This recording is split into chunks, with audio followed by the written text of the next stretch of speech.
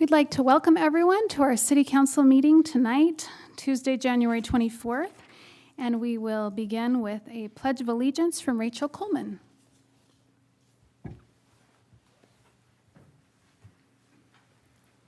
Please stand. I pledge allegiance to the flag of the United States of America and to the republic for which it stands, one nation, under God, indivisible, with liberty and justice for all. Thank you so much, Rachel. We will now be pleased to have a prayer by Carl Cheney, who is in the stake presidency of the North Canyon Stake.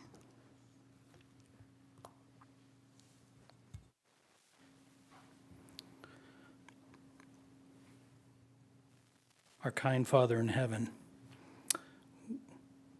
we are humbled to come before Thee at the beginning of this City Council meeting. We are grateful for this country that we live in, for the freedoms that we enjoy, for the opportunity that we have to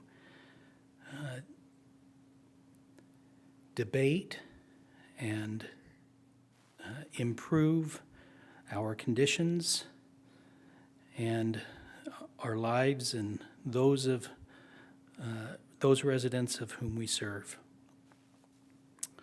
We are grateful, Father, for Thy watchful eye upon this great city, and pray that Thou might continue to protect and bless us. We pray that Thou might inspire and direct those who have been elected to serve at this time. Wilt Thou grant them every opportunity to listen and to hear and to act in the ways that Thou would expect of them. We now invite Thy Spirit to be here in this meeting and to direct the conversations and the affairs. These things we pray for in the name of Jesus Christ. Amen. Thank you so much, President Cheney. I know President Cheney is a good man. We spent some time building a float together, and so thank you so much for your service in so many realms. We will now open our public comment period. We'd like to invite anyone that would like to speak. You have 2 minutes. If you would come to the podium and state your name and address, we'd love to hear from you now.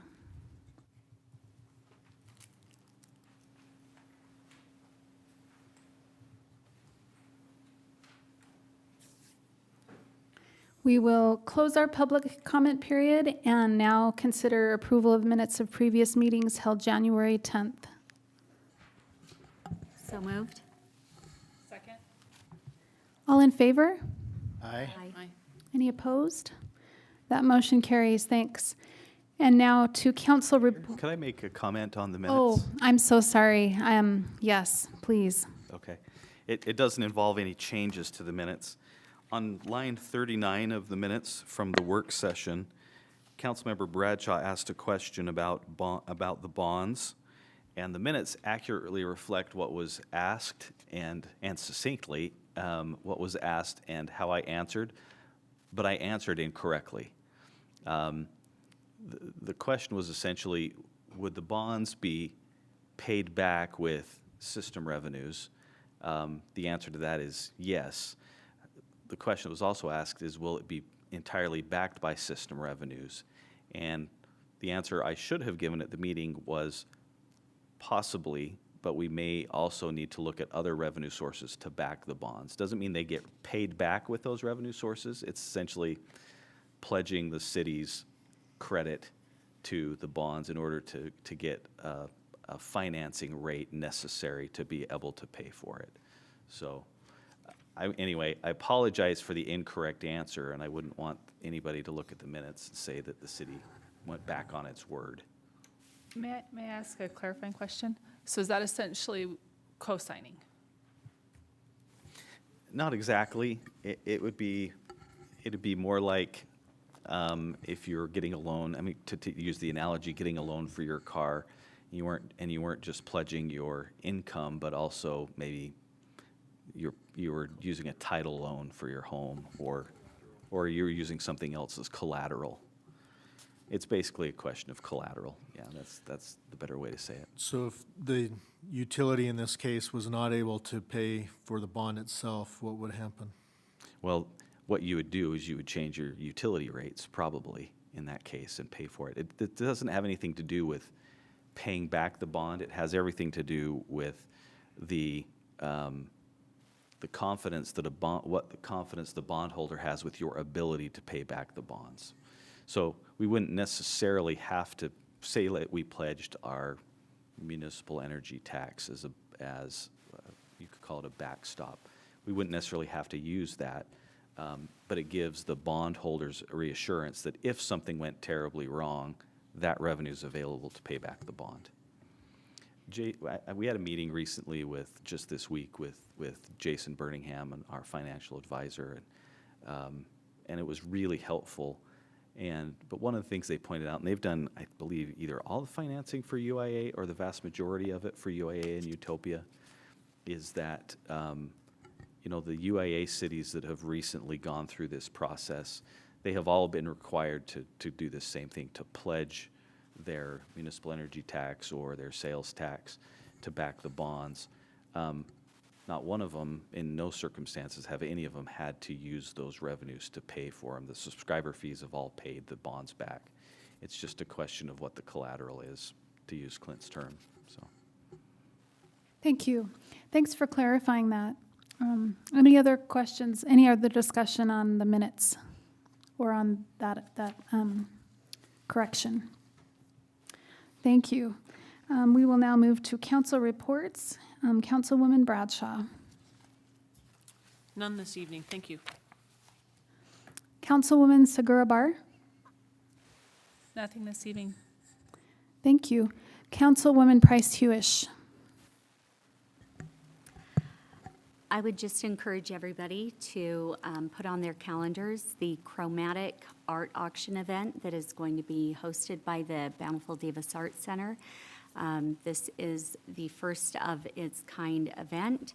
It's going to be held on March 3rd through the 11th, online auction, followed by on March 11th, a live auction with professionally curated works of art by professional artists. All of the proceeds will go to fund programming and events that are sponsored by the Bountiful Davis Art Center. And this is going to be a unique opportunity to collect art or donate art in ways that you can help support the mission of the Bountiful Davis Art Center, which is such an incredible gift and resource and facility here located on Main Street in Bountiful.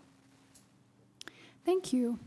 I have a brief report. The South Davis Sewer District appointed a new board member there. Len Arvey will now be serving on that sewer district board. In the fire district, the South Davis Fire District Board, they just sent they will be sending 9 applicants to go through their 15-week academy and the training. And even if all 9 of those applicants are successful in completing the academy, they'll still be too short. But 9 would go a long way. So they're hopeful that these applicants will make it through the 15-week academy for the fire district. One last note is the COG, the Council of Governments, which is made up by the mayors in the county and the county commissioners, school board representatives, the chamber, and the Hill Air Force Base. We'll be meeting 8 times this year, and so they sent out a notice that if anyone has any organizations that they believe should present to the body, that we can that we can suggest those presentations. And so if anyone has any ideas of things that they think that the COG should hear about, I'd be open to your suggestions. Councilman Bell, do you have anything to report tonight? Nothing tonight, thanks. Okay, thank you. We will now, I am really excited about this. We have a special guest with us tonight. Val Shoup, is that right? Okay, and you're the executive director of the Chiefs Association, is that correct? We are really excited to have Val Shoup with us here tonight, and he will make a presentation to us. Thank you, Mayor. Thank you, Mayor and Council, for the opportunity to be here on behalf of the Utah Chiefs Police Association. We're here tonight to recognize your police department for their accreditation efforts with regards to the state of Utah. We are the only accrediting body in the state of Utah, and we are one of 37 states that have accrediting agencies. Just to give you a brief background, in order to accredit, they have 3 years to do it. Bountiful didn't take that long. They worked very hard to get it done. They are required, there are 176 standards that are required.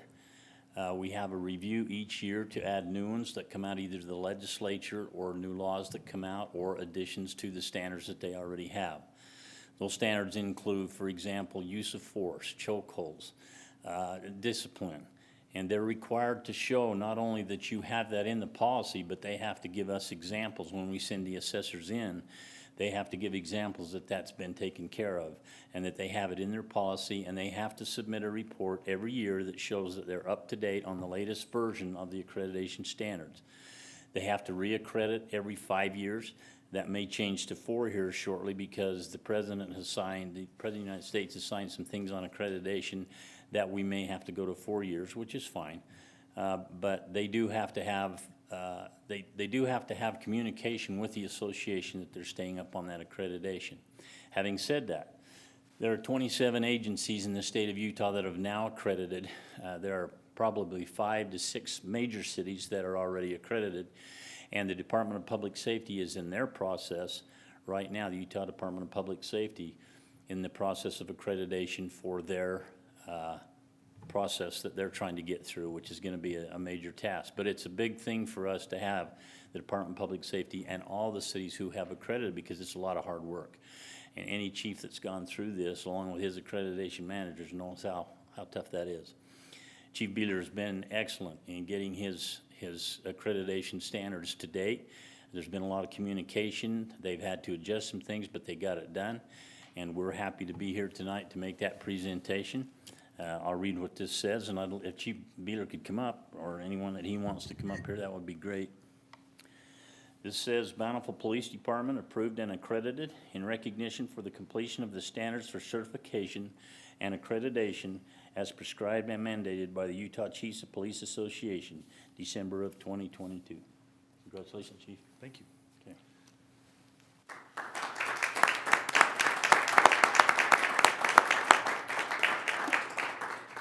I just have to really give credit where credit is due, and Assistant Chief Edwards did a bulk of the work that's associated with this by putting the policies together and making changes and suggestions and stuff like that. So definitely, Dave. Will you both come up here?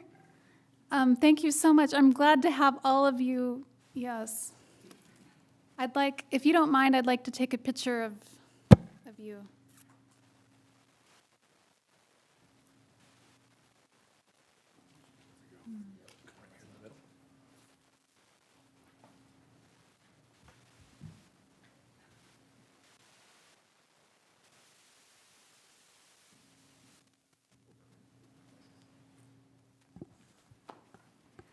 Do you mind talking about the process a little bit? Sure. Like Val said, it's definitely not easy. There's a lot of work that goes into it. For the most part, I feel like our policies and procedures were already in line with things, but there is some fine tuning that takes place, and the board that, the accreditation council or board, whatever it is, that helps to put some of this stuff together, has some good suggestions for us, and all agencies in the state, of course. And so, yeah, we started the process at least, well, it's been a part of our goals, and I think some of you have heard me say this, it's been a part of our goals for, I would say, maybe 5 years or so. And for various reasons, and some of them are good and some are not, we did not do it until just recently. So recently we made a commitment administratively that this is something that we wanted to get off of our goal list and make happen and put the work in to be able to do that. And like I said, Chief Edwards was instrumental in making this happen. Definitely thanks to Val and the Utah Chiefs of Police Association for helping us to up our professional game in the state. It's super important.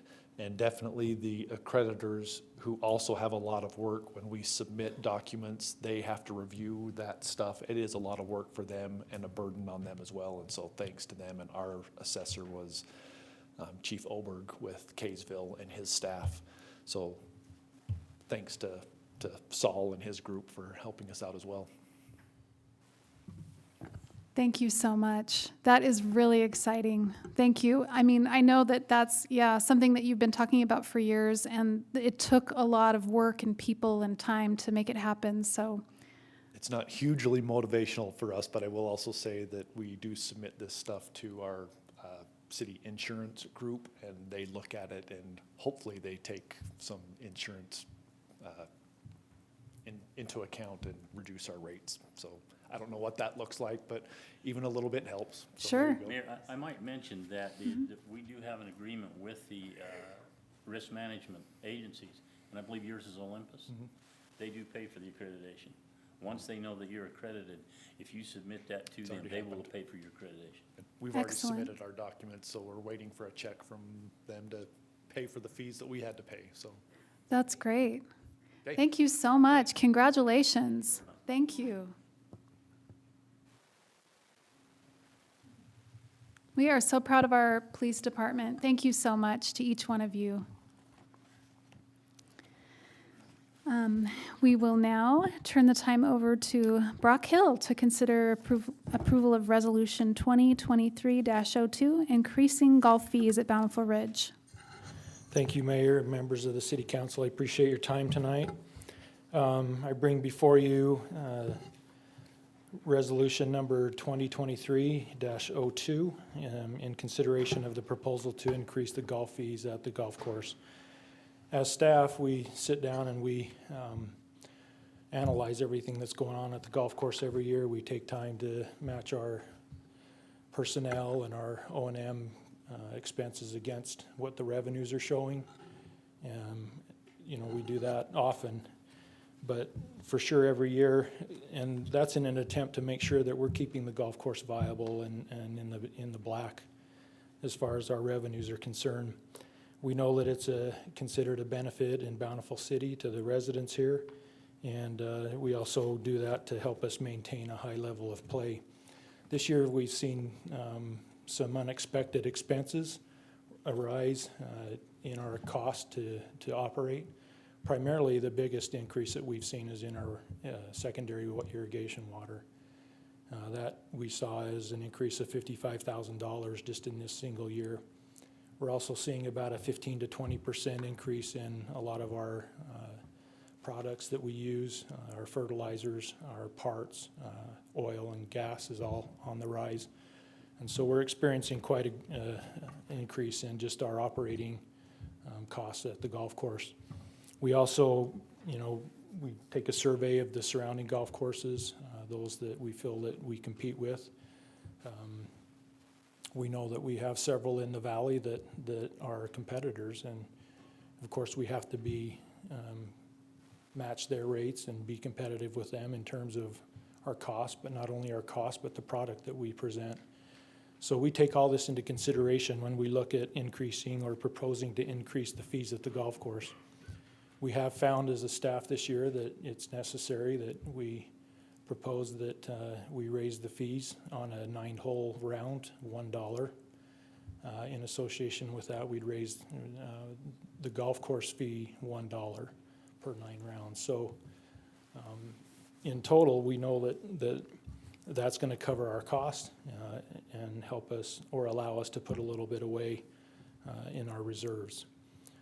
So it is our recommendation that that the green fee, the daily green fee, be increased at $1 per 9 holes, and this daily golf cart rental fee, $1 per 9 holes as well.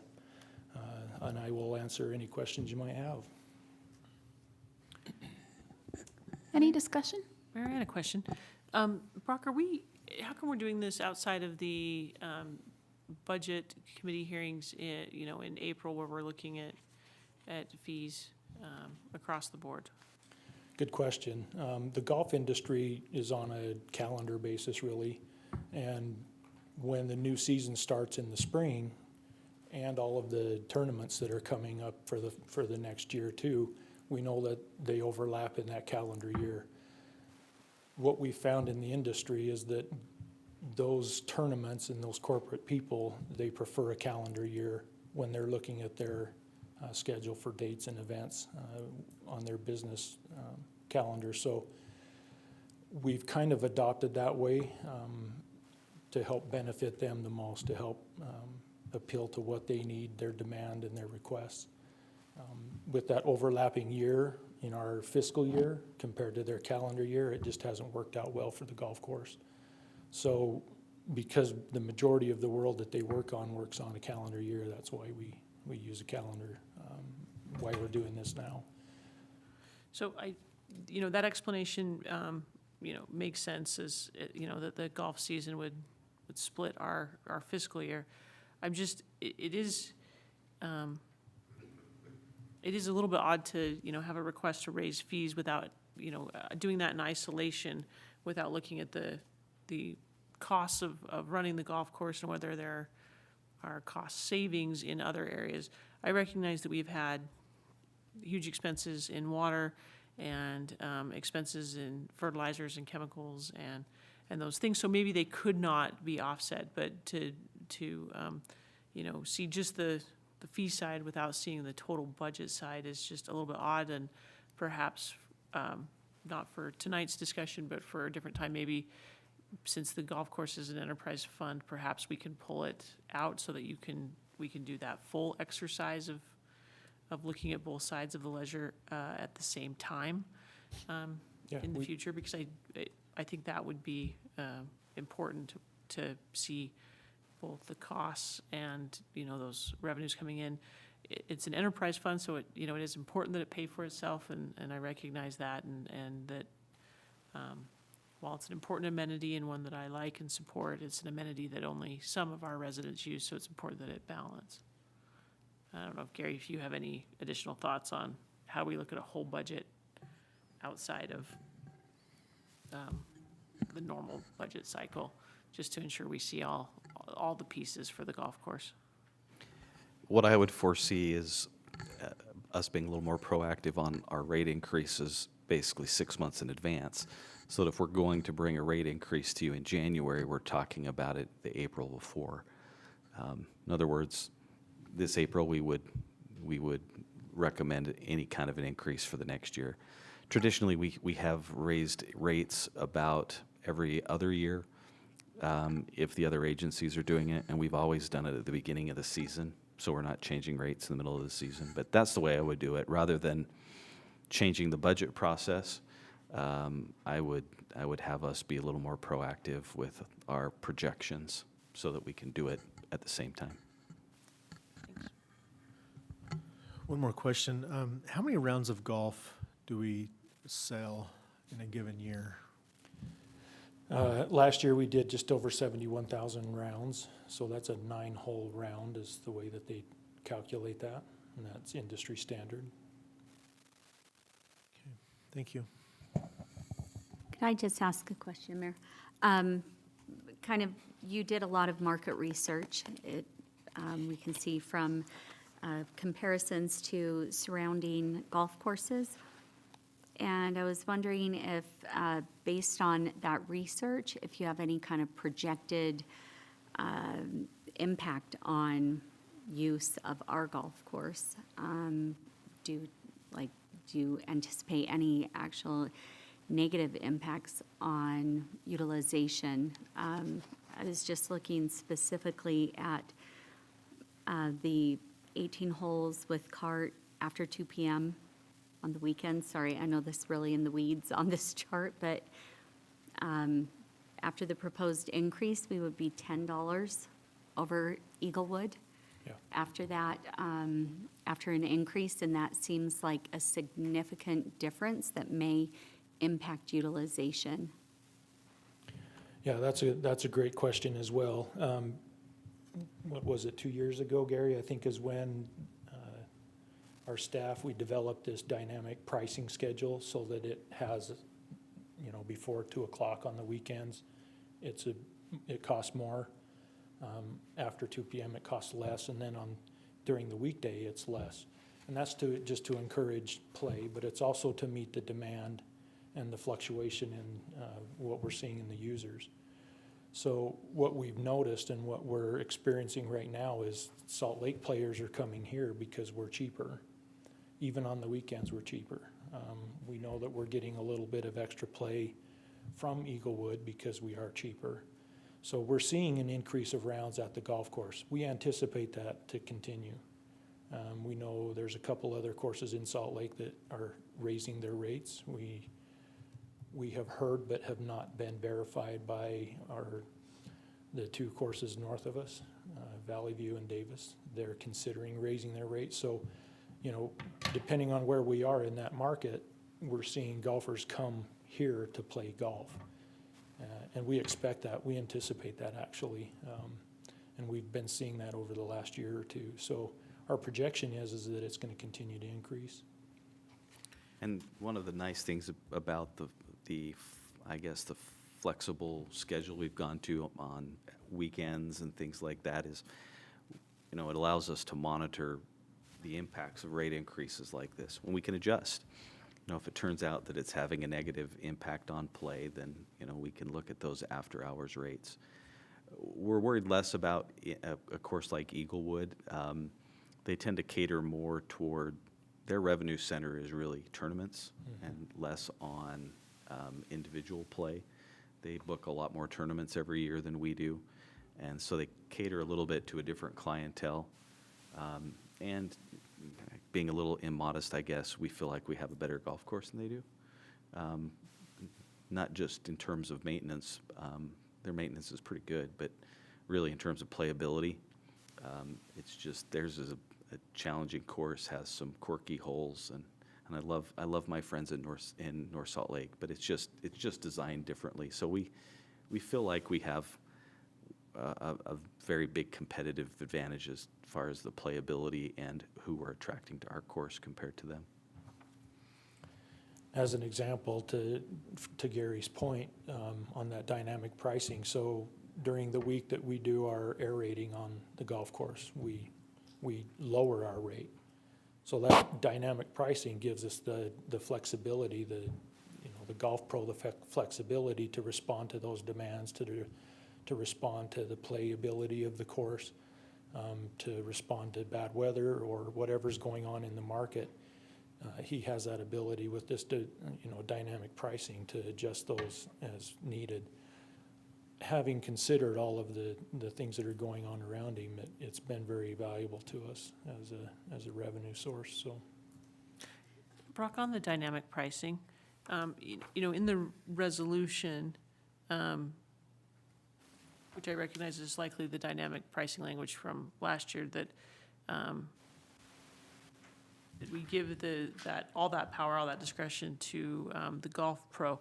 Does the dynamic pricing ever exceed our highest published rate? So, exceeding our current published rate of $52 with cart, or is that the cap he hits? yeah, that's the cap. So the range would be from the low rate at what, 46? To the high range of 56. Sorry, 50 and 56. So the low range is set at 50. We wouldn't go below that. And the high range is set at 56. So on weekends or any other time during the year, we won't see anything more than that. Okay, so he's really only playing within a few dollar difference range, $8 difference. Yeah. And then you tack on a cart with that too. So, it could be anywhere from a $2 to $4 swing per round. I was just noticing this great power we've given that it's solely at the golf pro's discretion. That made me wonder if we ever exceeded the highest published price. No, he knows better, but before he does, there's always a good conversation going on amongst me, him, his assistant, his other player, assistants up there. We always talk to Tom, the superintendent, make sure things are up to par and up to snuff to justify the rate, whatever it is. So it's not just him up there cowboying it, there's five or six of us I was thinking that of it are more like involved. a day trader of stocks. Yeah, if we all had an Alan Johnson, right? Yeah. I just want to remind the public who's here or maybe listening that the golf course is funded by user fees, and so it's not subsidized by the city. And so I'd just like to see if there's any other discussion or questions before we move forward. Just one last question. How does this typically happen? Looking at real-time fluctuating peak demands, do you have a monthly review, a weekly review, quarterly? What do you anticipate, or maybe you already have a process in place? Yeah, we're in the springtime when weather fluctuates like that. We're looking at it probably every week. He's making a justification on why he is or isn't going to raise rates based on weather when it comes to springtime. In the summertime, so spring and fall, it's more weather driven. In the summertime, it's more player and what the player demand is. So player kind of drives it in the summertime. And But it's at least monthly, sorry. so are those rate changes, are they reflected real-time on the website? And so for ease of accessibility of knowing for the user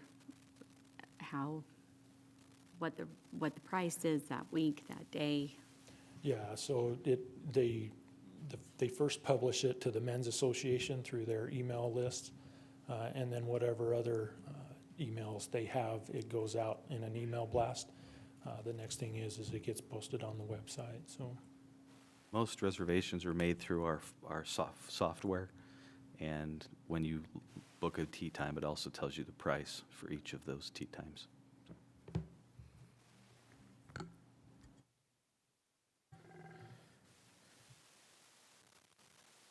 I'll make a motion to approve Resolution 2023-02, increasing the golf fees at Bountiful Ridge.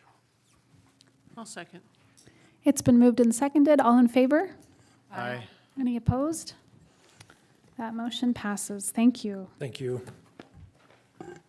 Now we will turn the time over to our engineer, Mr. Lloyd Cheney, for approval of a lot line adjustment. Thanks, Mayor. Yet again, I bring another lot line adjustment for the council's consideration.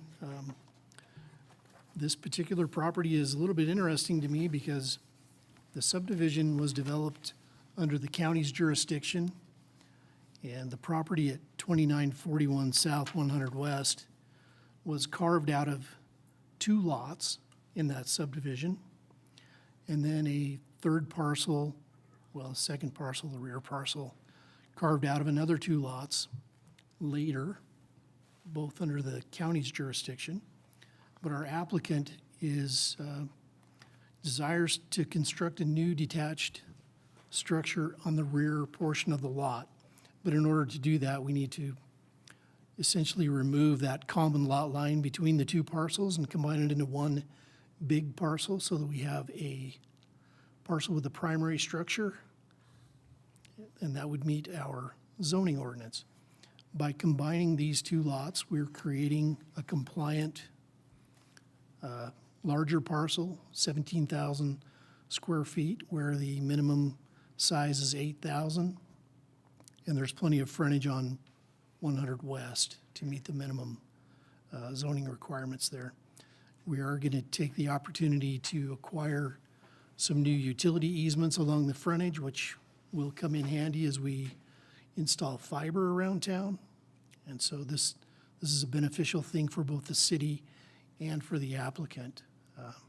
Be happy to answer any questions that the council may have. Well, I have a question. Just looking at the picture, that's provided. There's a structure on the flag lot. And is the structure still there? It's still there, yep. And it looks like it is really abutting the lot line.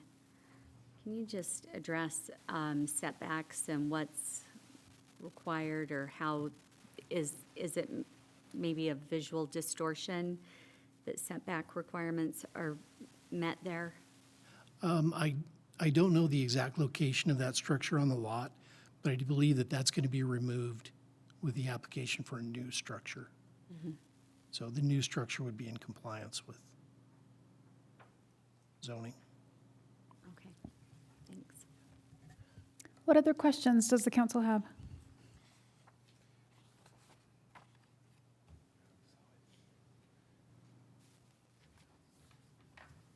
I'll entertain a motion. I'll make a motion to approve the lot line adjustment at 2941 South, 100 West. All in favor? Aye. Any opposed? That motion carries. Thanks. We'll now consider approval of Resolution 2023-01, amending the moderate income housing plan element of the Comprehensive General Plan. Mr. Francisco Astorga. Thank you, Mayor. As we submitted the 2022 Moderate Income Housing Plan, we were found deficient in our submittal. And based on state law, we were provided 90 days to amend our deficiencies. As indicated earlier, we are completely planning on redoing the Moderate Income Housing Plan. That was part of the contract with the consultant that we've hired to do this. In the three deficiencies that were found, the first one was that we did not use the exact same language that amended state code by House Bill 462. So we're doing that as part of this. We've selected the exact same three strategies that we reported back in 2022, that we adopted back in 2019. The second deficiency that was found was the Department of Workforce Services first interpreted that we needed 5 strategies, and we only needed 3. So as we went through the process, we communicated with them. They took a look at state code, and they realized that we only needed 3 strategies, not the 5. So there's no action needed for that. And the third and final component was that we needed to have an implementation plan for all these 3 strategies. And I'm at fault for that. However, following state code, we were provided the ability to fix that. And we have communicated already with them, and they gave us an unofficial thumbs up in that the proposed strategies, or I should say implementation that we proposed, comply with their interpretation of state code. With that said, I'll be more than happy to answer any questions that you might have. We do request that you hold a public hearing and that you approve resolution number 2023-01. Would it be best to have council questions and comments, or the public hearing first? It doesn't matter. Okay. Council, do you have any questions or comments? Maybe just to clarify, if I may. So the State Department unofficially reviewed this and gave their thumbs up. Assuming if we approve this, you'll submit it officially, and we should be in compliance. You got it. We're planning on submitting this tomorrow morning. They were nice enough to offer a pre-review of it. Wonderful. So we took their offer, and they gave us a thumbs up. That's great. I don't have any other questions. There's a lot of good information in this. I really appreciate your work. I know it's been a lot of work. There's just like a few little nitpicky things that I saw that I wondered, like on page 31, where it says HUD's Section 203K loan program. Just that first sentence, I think there's a little something off with the grammar. And then there were a few times that I noticed that where we're talking about housing programs where in the description it refers to we, but I'm wondering, since we're, not those housing entities, if that would, so I'll just give you 2 examples. In the last one, Olene Walker Housing Loan Fund, after the first sentence, it says, "We develop housing." So I don't know if that's just describing them. Yeah, so this last section was only meant to be a reference guide. And at the Planning Commission meeting last week, by the way, the commission did forward a positive recommendation. I should have said that for the record. It was suggested that we place this information on our website, which we're planning on doing that. And that was a really great suggestion that came from Cecily here.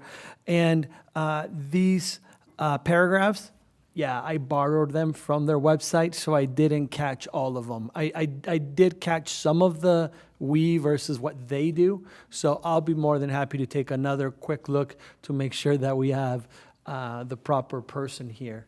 But it was their descriptions from their brochures, websites, and different sources that we have. I apologize, I didn't catch them all. Yeah, no, that's great. I mean, I can see why you would want to have resources and little descriptions describing what they do. Exactly. It was simply meant to redirect people to the right program website person. Yeah. So And I thought I caught all of them. Apparently I missed some. So I will be more than, if you feel comfortable, since that's not integral part of compliance with state code, Absolutely. I'll take a better read at it and make sure that we address the right person or entity. Okay, yeah, I feel comfortable with that. And all of this data that you've compiled and all of this work, I mean, I know it's a big undertaking, and I think it looks great. There's a lot of important information, good stuff, so. I'll be Thank you. simply curious to see how much this is different than what the consultant submits. So we'll wait and see. It'll be interesting, yeah. And what other discussion does the council have?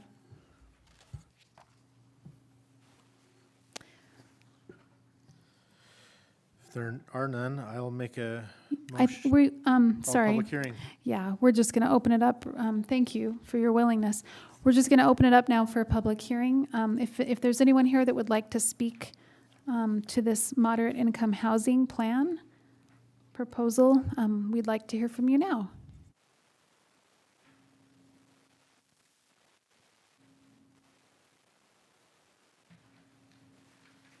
Okay, we will close the public hearing, and I'll entertain a motion if the council is ready.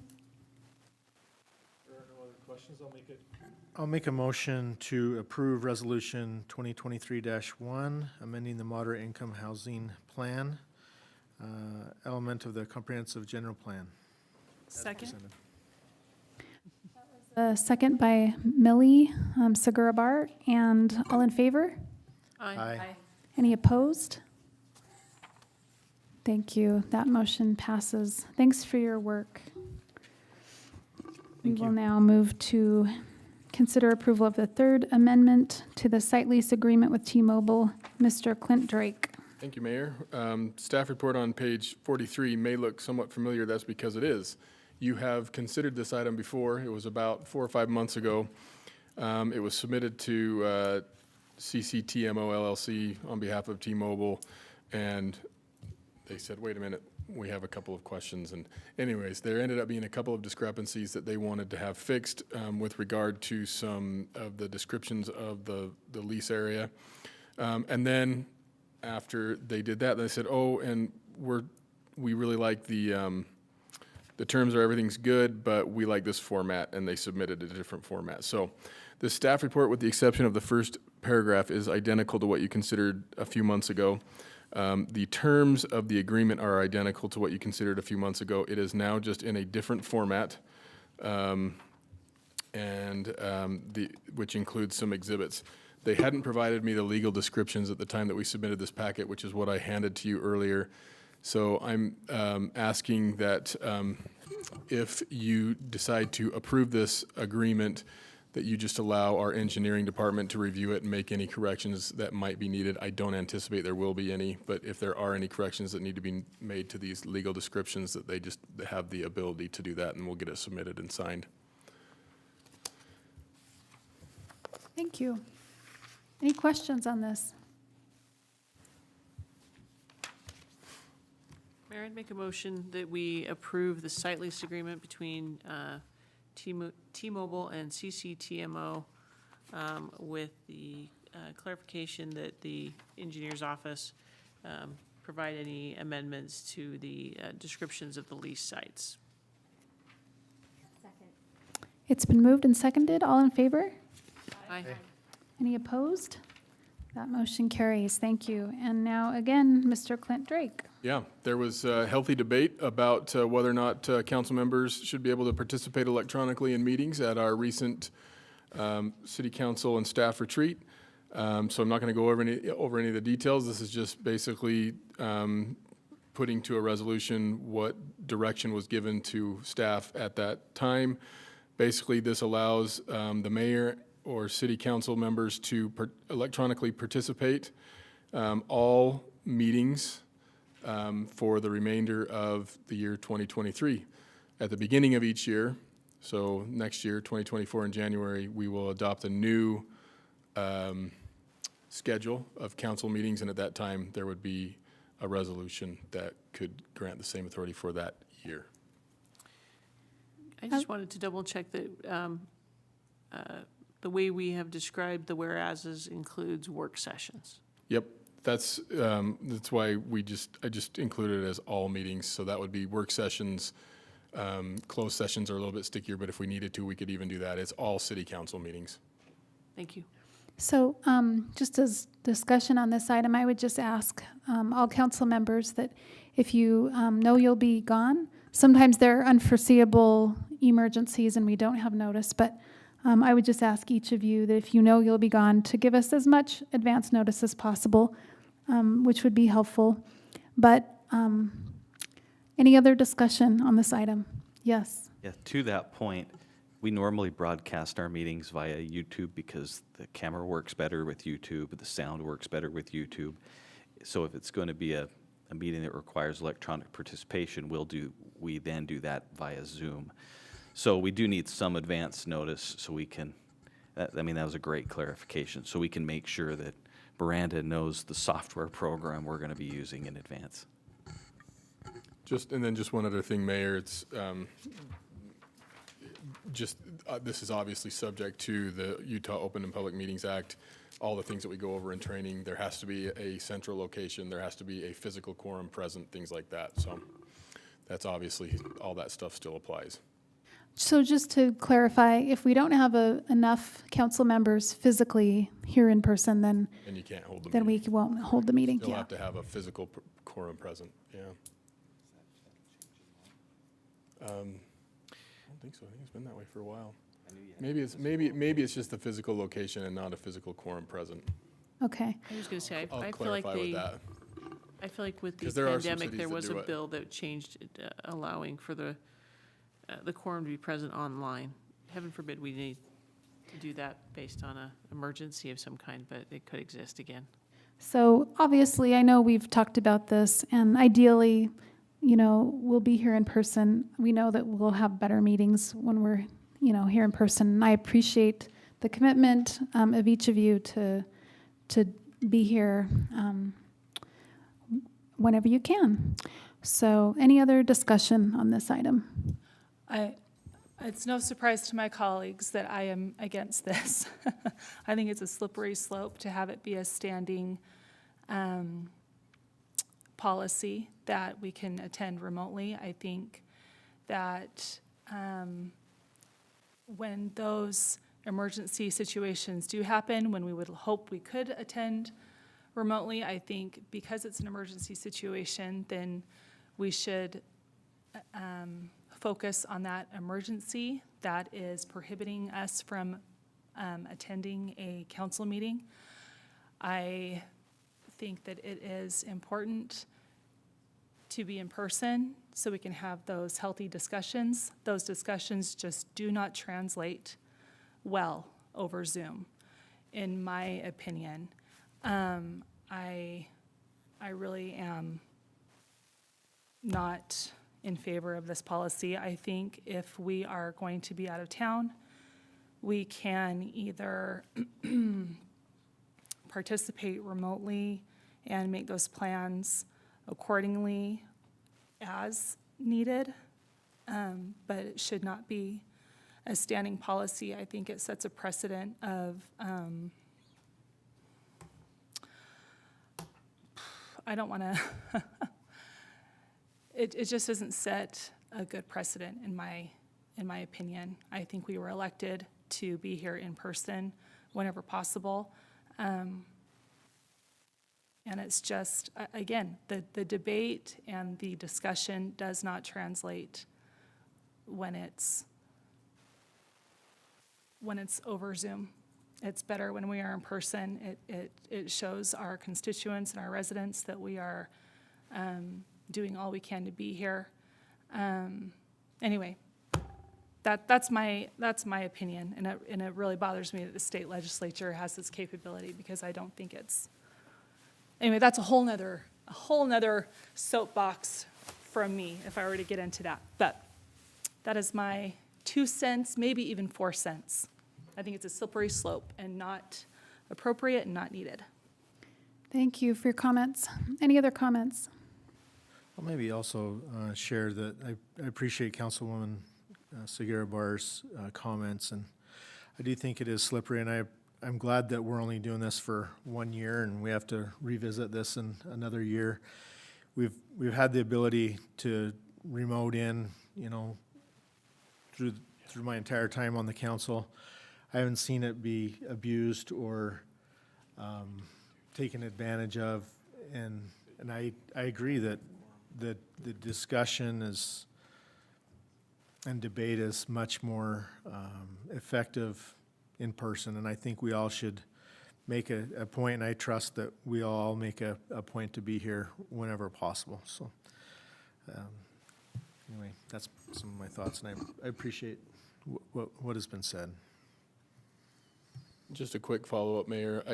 I was able to take a quick look. There was a bill last year that amended it, so there is no longer the necessity for a physical quorum to be present unless it is required by the individual body, which is not in this resolution, so that wouldn't be a thing. Okay. I'd like our council to consider that. I think that it would definitely behoove us to have a quorum in person for our meetings, and I think that we if we knew that we wouldn't have a quorum, then we could make those adjustments and cancel a meeting or postpone a meeting. But yeah, I just hope that we will. As soon as you can't be here, then we respect that things come up, and please just give us advance warning so that we can start to see if there's a number of people missing or whatever it is that we need to do to rearrange the schedule or. And if I may, just for people listening at home, for instance, as a body, we are looking forward to what we have coming down policy-wise within the city, and we are able to work together as a body. I don't think any of us are unwilling to work with each other's schedules. For instance, as an example, I had a baby last year, and she's turning 1 in next month, and so there were a few legislative items that I said, can we maybe just hold off and push those for a few weeks or months until I come back from my maternity leave. And we were able to work together as a body to make those accommodations, which I really appreciated. But then on the flip side, I was grateful that I had that chance to simply focus on my baby and on my family and have that full maternity leave. And so I think it's important for our residents to understand that we have the ability now to make those accommodations for one another when those circumstances arise. And I think having a standing policy where we can just call in whenever, even if we're on a family vacation or all those things, I'm just like, just be with your family, or if you have a sickness in the family or whatever it is, focus on that so we can have 100%. I would rather have 100% of my colleagues' attention during a meeting as opposed to 50%, knowing that they're on a Zoom call. We've all been on Zoom calls. You're half listening, you're half not. It's just, I would rather have the full attention of my colleagues and my elected officials.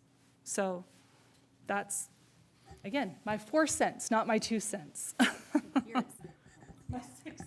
Thank you. Thank you very much. Anyone else? Yep, Yes. I deeply respect the commitment of everyone on the council, and I know that we had a vigorous discussion about this in our work session, and probably don't need to belabor it for our audience. But there is obviously a difference of opinion from some about how we participate, and I think this resolution allows us the best of both worlds. If somebody feels like they can't fully participate because of whether they're dealing with an emergency or much needed time off, that it allows them the ability to do that, and those that may find that they can't participate, the ability to do so. We had a work group that met earlier today, dealing with an issue between Bountiful City and the Recreation District, and Councilmember Higginson was able to participate in that work group meeting via Zoom. And he brought forward a point that nobody else in the room thought of, that we ought to consider in terms of how to take care of a driveway approach issue as part of that plan. And nobody else of the group from either the Rec District or the city side had that brainstorm, but Councilman Higginson, and but for his Zoom participation, we would have missed out on that nugget. And so I'm confident that we had his full attention. Maybe a grandkid ran through once or twice, but I firmly believe that we can, with this resolution, allow the best of both worlds. I would also note that we knew on January 13th that Councilman Higginson would not be able to attend, yet for whatever reason, it fell through the cracks, and his ability to participate in this meeting was not on the agenda tonight. If this resolution is in place, we don't have to worry about that falling through the cracks, but I don't think any of us were unaware, because we discussed it as part of those robust discussions, that he was not going to be able to be here tonight, but wanted to participate remotely, yet we missed it on the agenda. So I will stand firmly in support of the resolution to enable this participation. Thank you. Any other comments? Do we want to require that a quorum be present in the room? I would love to see that a quorum is required in person. I don't know if that's something that we could easily add to this. I'm sure we could, but I may offer a counter to that. Okay. One of the very few reasons in the past that electronic participation was allowed, but pre-Zoom, was when there was an emergency action or some sort of critical decision that needed to take place, and circumstances conspired to not allow people to meet in person. And so, whether that was sickness or something else, that was one of the few reasons that we actually had this exception in state law and in city policy. And it'd be my recommendation that you don't put that limitation on the city, so that if we ever have a situation where a couple of council members are sick, but for that, we couldn't pass a land use ordinance or something that was before us that was time sensitive. So I would recommend you leave the resolution the way it is.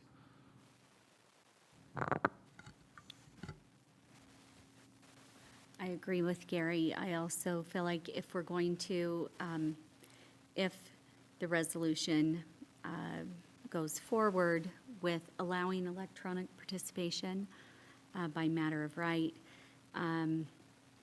then I think requiring a physical body, a physical presence, kind of tiers participation, when what we're saying is, I think by adopting a resolution is saying there is not a tiered participatory level, but all participation is valued and equal, and as the policy indicated at the state level, that it was intended to help provide a quorum in situations where a quorum may not otherwise be available. And I also I totally respect what Councilwoman Segura-Bar, her position. I think it is very valid. And however, I support the resolution, and I would like to present a motion for adoption of resolution number 2023-03, allowing for electronic participation in meetings for Second. the year 2023. All in favor? Aye. Aye. Any opposed? Thank you. That motion carries, and thank you all for your thoughtful comments, and Would you like the final motion, Mayor? I would love that. I'd like to make a motion to adjourn. Second. All in favor? Aye. We are adjourned. Thank you.